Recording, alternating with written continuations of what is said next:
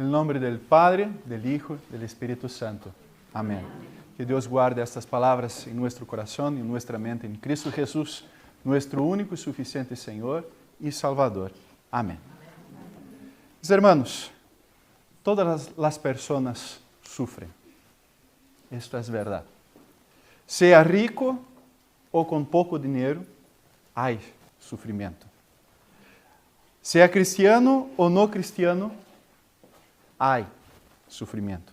Para alguns parece que há mais sofrimentos, para outros, à primeira vista, primeira mirada, parece que não sofrem tanto.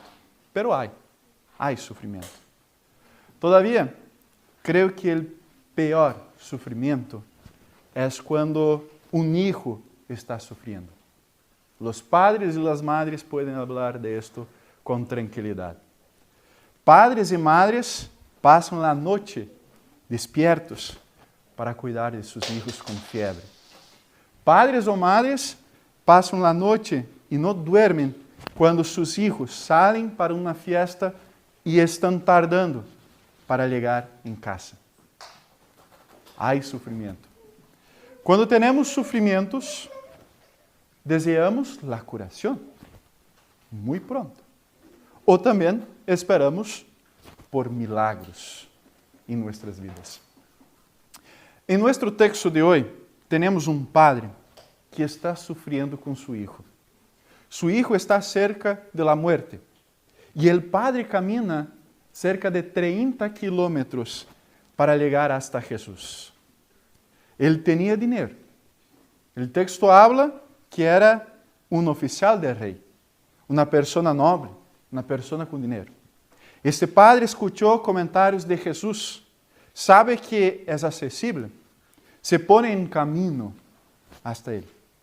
Ele não busca como médico, sino que va a seu encontro com a esperança que pueda salvar a vida de seu filho. Ou seja, quer um milagre. Jesus habla com o homem e disse: se não vieres señales e prodígios, não creeréis. O oficial parece que hace uma súplica a Jesus: Senhor, desciende comigo antes que mi hijo muera. Ou seja, sua presença é importante em minha casa. Date prisa, antes que mi hijo muera. Poderíamos entender a este padre se fuera cabisbajo e decepcionado depois de escuchar estas palavras de Jesus. Não lo hace porque não busca a Jesus para demonstrar o tamanho e o vigor de sua fé. Quer que seu hijo se salve de la muerte. Insiste na invitação a Jesus. Não há tempo a perder. O hijo se está morrendo de verdade. À medida que passa esta prueba, sua fé se hace visível. Ele quer este milagre. Não para chegar a crer, pero insiste, porque sabe que através de Jesus, este milagre é possível. Tiene fé. Por isso buscou a Jesus. Por isso não se deixa sacudir por la dura crítica de Jesus. Por isso insiste. Device disconnected. Perdão? Device connected. Ok. Por isso insiste a Jesus. Desciende comigo. Podemos perguntar-nos: eu puedo ter milagros em minha vida? Existem hoje em dia milagros? ¿Por que eu tenho sofrimentos? Os milagros, mis hermanos, não são comuns. Por exemplo, cortei meu dedo e houve curação. Isso é o natural do corpo. Assim que podemos concluir que o milagre é algo extraordinário, algo que não explicamos, algo fora de lo comum, algo que é inexplicável por las leyes de la naturaleza. Por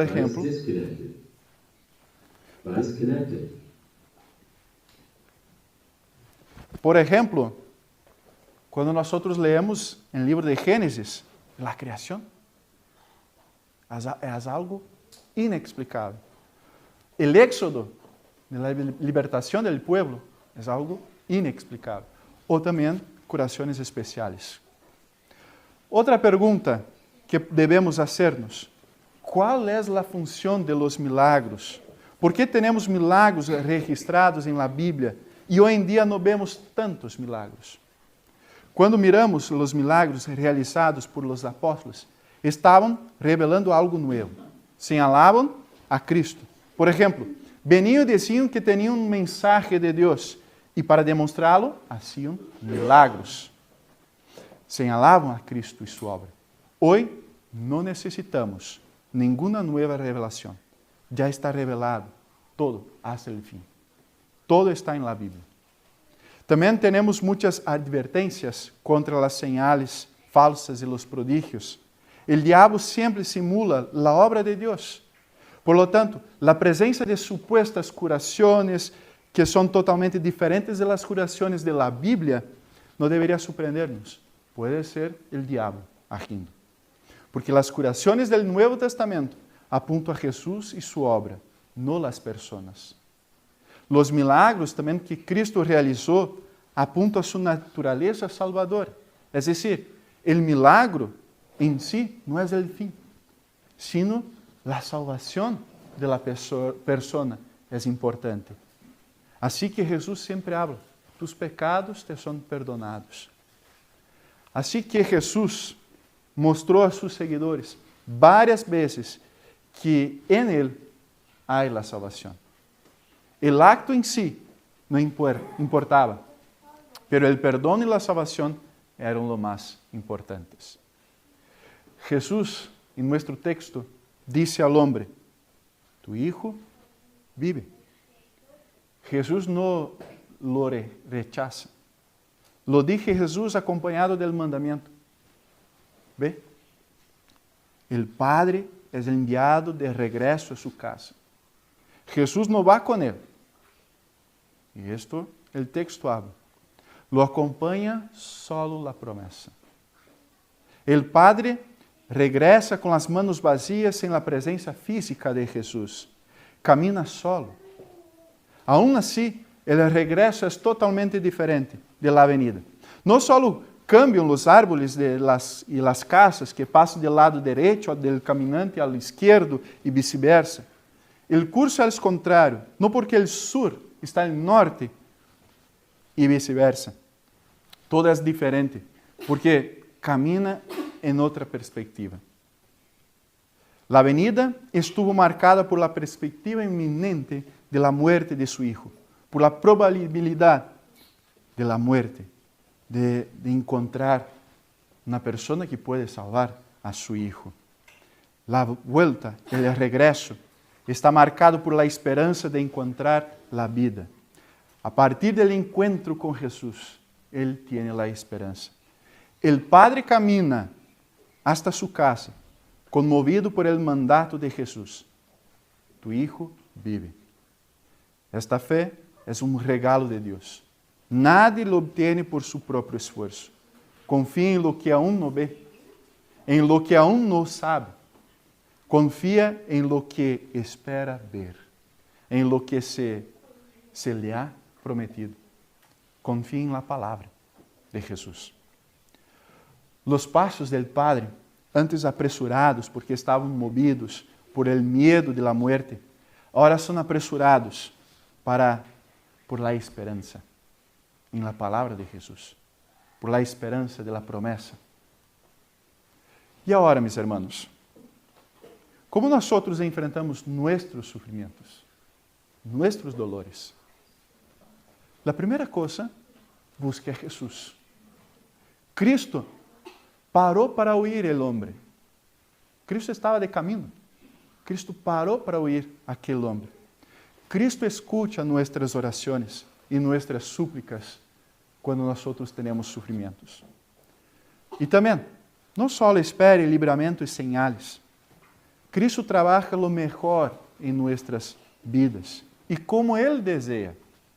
O oficial falou para Jesus caminhar com Ele hasta sua casa, pero Jesus não foi. Nossa fé não deve estar firmada em señales.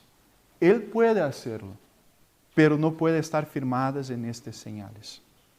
Jesús mismo condenou a multitud que só acudia a Ele quando queriam solamente mais pão, em Juan 6. Solamente señales. E também, quando o rico da história, recuerdam a história do rico e Lázaro, quando o rico habla com Abraão, que envia a alguém para que levante e advierta a seus hermanos del sufrimiento del infierno, Abraão disse: se não escutam a Moisés e os profetas, não crean, incluso se ressuscita a um muerto. Ou seja, devemos creer na palavra de Deus, na esperança que temos na palavra. Quizás puedas falar, pero eu não busco o Senhor por milagros.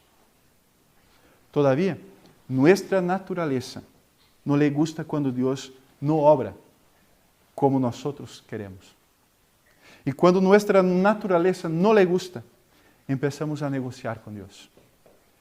Mira, Deus, se tener este milagro, vou a ler mais a Bíblia, vou a hacer mais serviços sociais. Pero lo que necessitamos, mis hermanos, quando temos nossos sofrimentos, quando temos dolores e esperamos um milagro, é descansar em el Senhor, confiar em Ele. Pero, por isso, como que nós enfrentamos nossos sofrimentos? Confiando na soberania de Deus.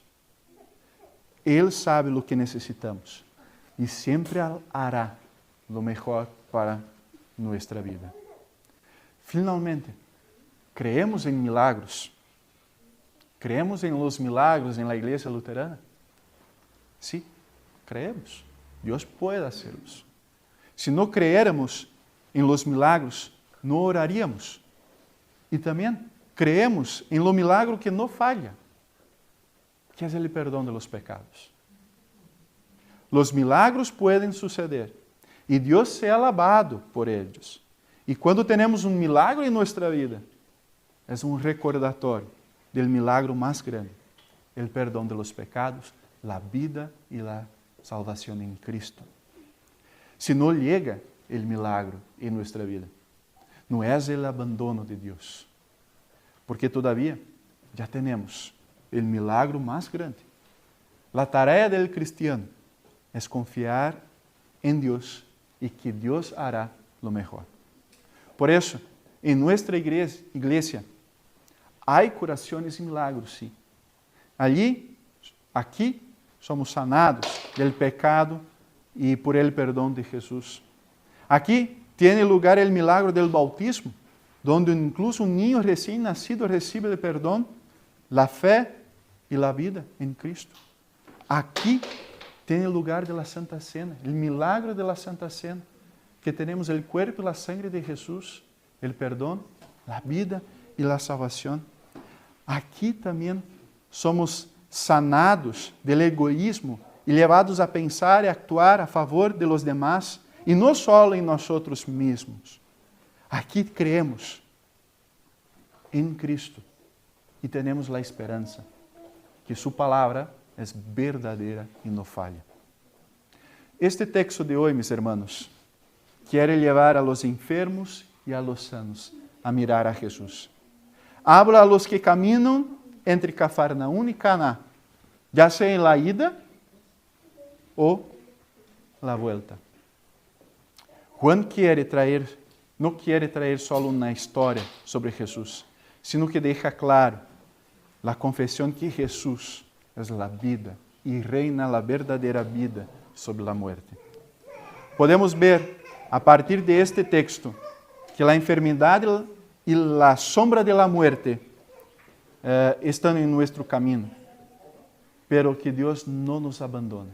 Él escucha nuestras oraciones. Podemos acudir a Él en nuestra oración, con nuestras peticiones, con nuestros gritos de ayuda. No tenemos ninguna razón ni fuerza para exigir que su ayuda sea como la formulamos. Es suficiente para nosotros saber que Él no nos juzga por el tamaño de nuestra fe, que el milagro que pedimos no depende de nuestros méritos, sino que resiste totalmente em sua voluntad. No tenemos ninguna promessa de que nos sucederá lo mismo que sucedió al padre afligido. Se nos pide, sin embargo, que tengamos la misma confiança que ele tinha. E la encuentro de Jesús, arrojar toda desesperação a sus manos, insistir com ele, confiar em su palavra e recorrer su presença e su cuidado sempre. Amém. Que Deus guarde essas palavras em nossos corações e mentes em Cristo Jesus. Amém.